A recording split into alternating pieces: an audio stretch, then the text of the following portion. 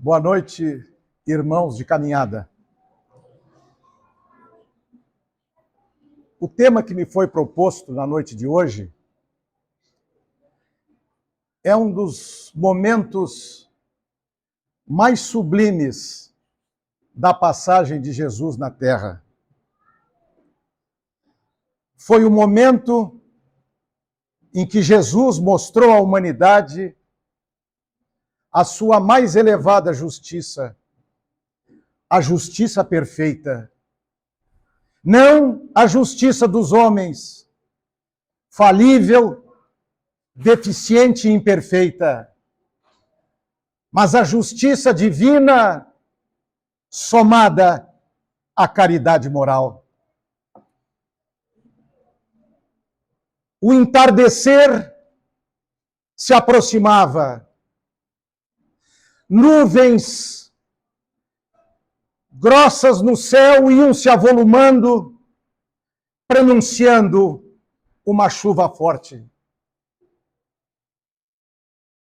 Jesus, na praça pública, ao lado de discípulos, foi surpreendido por escribas e fariseus que praticamente arrastavam uma mulher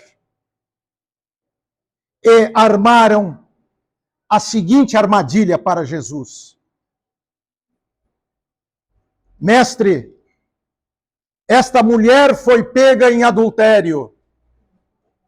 A lei de Moisés manda apedrejá-la. Qual é a opinião do mestre?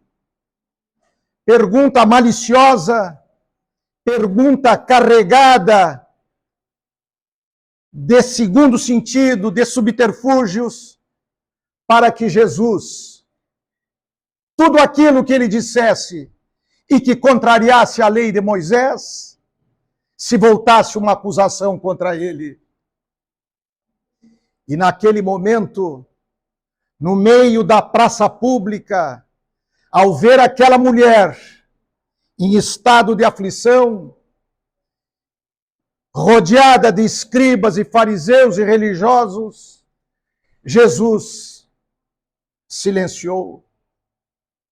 Porque o silêncio de Jesus continha todas as palavras. Assim como as lágrimas de Jesus na cruz, elas contiveram todas as dores humanas.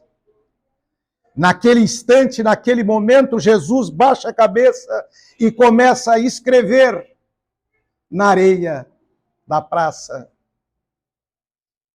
E levanta e pergunta aos escribas e fariseus: quem não tiver pecado, que jogue a primeira pedra. A praça estava repleta de homens mais velhos, homens maduros e jovens. Ante aquela pergunta, ante aquela afirmação, pergunta inesperada de Jesus, as pessoas foram pouco a pouco se afastando, aqueles que tinham as pedras na mão para apedrejar até a morte aquela mulher acusada de adultério. E Jesus, observando que todos iam indo embora, Jesus se aproxima da mulher. Ele diz: mulher, onde estão os que te acusam? E ela disse: mestre, não tem ninguém. Eu também não te acuso.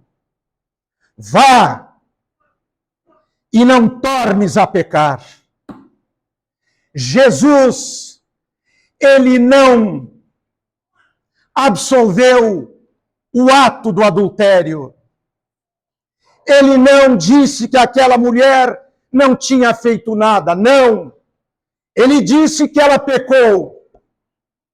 Apenas ele teve a caridade moral, ele teve a indulgência, ele teve a condescendência e a compreensão daquele gesto, porque Jesus não viu ali os escribas e fariseus trazerem o adúltero, porque no adultério, no mínimo, são 2 pessoas, ou melhor, 3 pessoas.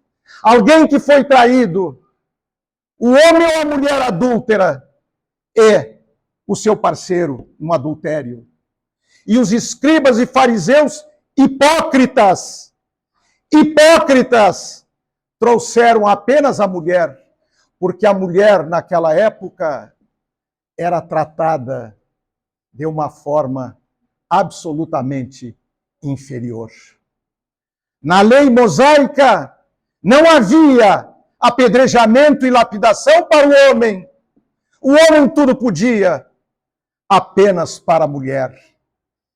E Jesus, há 21 séculos atrás, Jesus compreendia a saga, a jornada espinhosa, o sofrimento que as mulheres teriam ao longo do tempo. E até hoje, meus amigos e minhas amigas, até hoje, em alguns países, poucos é verdade, do planeta Terra, existe a condenação da mulher por apedrejamento, por mais horroroso e incrível que isso possa parecer.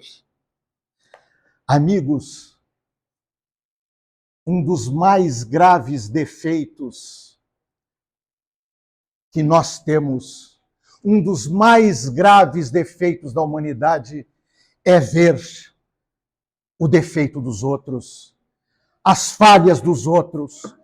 Como é fácil eu apontar as falhas de alguém que ou é meu inimigo, ou é uma pessoa que eu antipatizo, ou é alguém que eu não tenho relações. Como é fácil apontar o dedo, como é fácil ver defeitos. E como nós somos condescendentes conosco mesmo. Como nós temos uma capacidade incrível de absolver, de tratar com panos quentes as nossas falhas, os nossos defeitos e enxergar nos outros o pecado, enxergar nos outros a falta. E isto é um veso, um defeito que nós precisamos, através da reforma íntima, entender que nós devemos ter aquilo que se chama pureza de coração.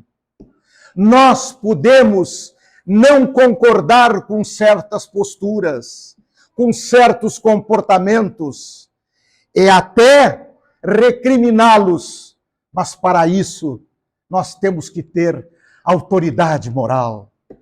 Quem não tem autoridade moral não pode criticar, não pode apontar pecado e defeitos alheios. Por quê? Porque ele pratica a mesma coisa do que ele acusa no outro, ou mais. Ou mais. Qual é a autoridade moral que eu tenho de vir aqui e falar sobre os defeitos alheios, se aqueles defeitos que eu aponto, aqueles defeitos que eu estou verberando, eu mesmo os pratico? Há uma passagem magistral do Evangelho segundo o Espiritismo, um comentário do grande codificador Allan Kardec, que eu gostaria de dividir com vocês, porque é realmente extraordinário. Aquele que estiver sem pecado, atire a primeira pedra. Jesus fez do perdão um dever, pois não existe ninguém que não precise dele para si mesmo. Nós necessitamos de perdão. Nós precisamos de perdão. porque nós cometemos equívocos, falhas e pecados a miúde. Quando eu digo, jamais perdoarei aquilo que me foi feito por A ou B, neste momento nós estamos decretando a própria condenação. Porque quando eu digo que eu não perdoo, quando eu digo que aquela pessoa, por todo o tempo da minha vida, eu não a perdoarei, eu estou lançando a minha própria condenação, porque está me faltando a caridade moral, aquela caridade que Jesus nos ensinou. Jesus, na sua passagem terrena, jamais, em momento algum, Jesus disse que qualquer ato grave não poderia ser perdoado. Jesus sofreu, o Nazareno sofreu a mais lancinante, a mais dolorosa ignomínia, o verdadeiro massacre que lhe foi feito este fim de semana, lendo uma obra de Chico Xavier, chamamos carinhosamente Francisco Cândido Xavier, do Espírito Emmanuel, sobre a crucificação de Jesus. Foi uma tortura inimaginável. Foi uma tortura com bolas de ferro pontiaguda que deixaram todo o seu corpo lancinado. Jesus foi enterrado espinhos terríveis na cabeça, chicoteado com mais de 75 chibatadas. E depois teve a crucificação. E ele na cruz, nos instantes finais em que ele estava morrendo fisicamente, ele teve forças, ele teve as forças de erguer os olhos e num fiapo de voz, ele suplicou ao Pai: perdoai-os, porque eles não sabem o que fazem. E nós que não perdoamos um vizinho, não perdoamos um irmão, não perdoamos um pai, uma mãe, e nós que trazemos raivas, ódios, mágoas e ressentimentos, e nós nos esquecemos de que Jesus perdoou a sua própria destruição física. Ele saiu triunfante da sepultura vazia 3 dias após. E ele deixou lições extraordinárias como tema desta noite que me foi proposto pelo ECAC, esta casa bendita de amor e assistência. Senhores, eu gostaria de lhe trazer 2 fatos de pessoas humanas, 2 fatos verdadeiros para a reflexão de todos os senhores e as senhoras, para que vocês observem como nós nos equivocamos, erramos e nos enganamos, e nós cometemos juízos temerários, intempestivos, sem ter certeza de nada. Um casal jovem havia se mudado no interior de São Paulo, da capital para o interior de São Paulo, numa pequena cidade. Era uma casa, existia uma casa ao lado, não havia cerca, havia só uma pequena divisa de tijolos, e se via a casa do vizinho e o pátio, um pequeno gramado.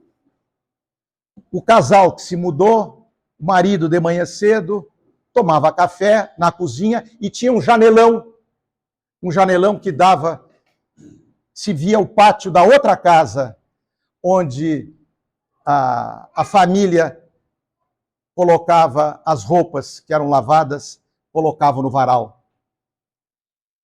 E a esposa do marido, ela chama a atenção e disse assim: meu querido, olha ali, você está vendo as roupas sujas que a vizinha está colocando no varal? E o marido observou, olhou, estou, e foi trabalhar. Passados mais 2 dias, a esposa fez o mesmo comentário. Olha só, marido, olha a displicência, a negligência da vizinha. A roupa que ela coloca no varal está suja. E o marido foi trabalhar. Passa o fim de semana, na segunda-feira, a mulher olha e chama a atenção do marido. Olha só, marido, a vizinha parece que criou vergonha. Ela estendeu a roupa e a roupa está limpa. E ele diz para a esposa: não, minha esposa, não, minha querida. Eu lavei, eu limpei, eu passei um pano no janelão. Ele estava embaçado, ele estava um tanto sujo. Agora tu estás vendo, agora tu estás tendo a visão perfeita de como era. Quando tu dizia que a roupa estava suja, o que estava sujo era a nossa janela. Assim, meus irmãos, assim é a vida. Quantas vezes a gente aponta para pessoas que têm tal e tal e tal comportamento, que muitas vezes aquele comportamento é prejudicial, mas é um comportamento que o livre-arbítrio daquela pessoa a está atingindo. A nós cabe simplesmente seguir no bem, agir retamente e não se preocupar e apontar o dedo com o problema, o defeito, o equívoco alheio. No Evangelho segundo o Espiritismo, no capítulo 10, item 13, tem uma passagem que diz assim: não é possível que Jesus tenha proibido a censura do mal, pois ele sempre o combateu de maneira enérgica. A autoridade para censurar está na razão direta da autoridade de quem censura.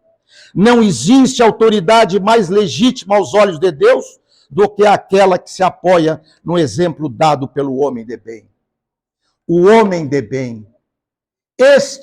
Esta é a nossa grande missão, o homem e a mulher de bem. É a missão que nós trouxemos para a terra e nós temos que cumprir esta missão. Há uma frase que se usa muito: missão dada é missão cumprida, no aspecto militar. Mas a missão mais extraordinária, a missão mais bela, a missão de maior beleza que nós podemos ter recebido, é a missão que foi dada por Deus e que nos deu a vida aqui na terra, a bênção de viver. Viver com bondade, viver de uma forma digna, viver, orai e vigiai, ter asseio linguístico, não usar de palavrões, de palavras vazias, de palavras soltas, de palavras desnecessárias, de palavras que não trazem nada de bom. Nós temos que criar este hábito, essa educação, que é uma inspiração de Deus. A segunda história que eu gostaria de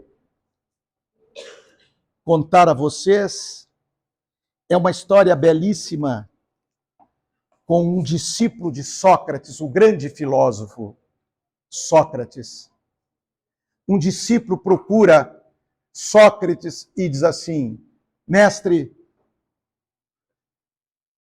eu tenho algo para lhe dizer de um outro discípulo, de um colega meu.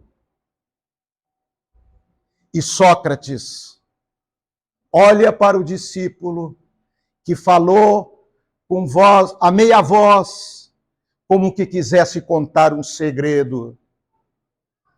E Sócrates, na sua sabedoria, percebendo, olhou para o discípulo e disse assim: o que queres me contar já passou pelas 3 peneiras? O discípulo ficou atônito e disse: mestre, eu não conheço. Que peneiras são essas? E Sócrates disse: a primeira peneira do que tu queres me contar é a peneira da verdade. Tu viste, tu assistisse, ou alguém te contou? Ou alguém falou para ti? Tu sabes se isto é verdade? E o rapaz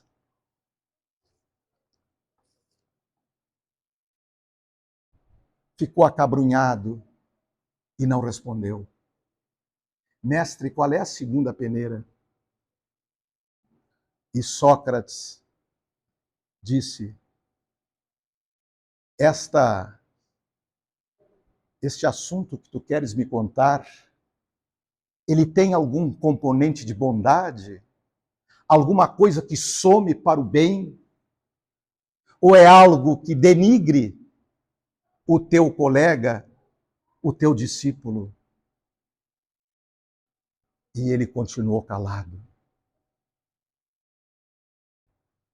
Mestre, qual é a terceira peneira? E Sócrates disse: o que tu queres me contar é necessário, é absolutamente necessário, não é uma fofoca, não é uma conversa qualquer, é algo muito importante. E ele silenciou, porque não havia passado pelas 3 peneiras. Encerro esta palestra a pedido da direção desta casa maravilhosa, não querendo roubar mais o tempo do atendimento dos senhores com as minhas descoloridas palavras, para dizer a todos vocês: se um dia recolherem as pedras do chão, pelas contingências da vida, se um dia estiverem extremamente agastados com qualquer pessoa, por um fato que realmente os perturbe, rezem, orem, peçam a Deus, porque ao longo da minha modesta vida de 74 anos, eu até hoje não fiquei sem resposta. Algumas demoraram, outras demoraram muito, outras foram mais rápidas, mas eu sempre tive uma resposta. Eu sempre recebi. Não aquilo, muitas vezes, que eu desejava, mas aquilo que eu necessitava. Assim é a nossa vida. Nós estamos aqui para receber o que necessitamos, mas nós precisamos ajudar. Ajudar. E nós recebemos de Jesus, nosso modelo e guia, no Evangelho imortal de Jesus Cristo, ali tem todas as lições de luz e de amor que nós precisamos nesta caminhada desta existência e também para a jornada eterna em que haveremos de nos reencontrar nos milênios pelos infinitos dos tempos. Muito obrigado, meus amigos, minhas amigas.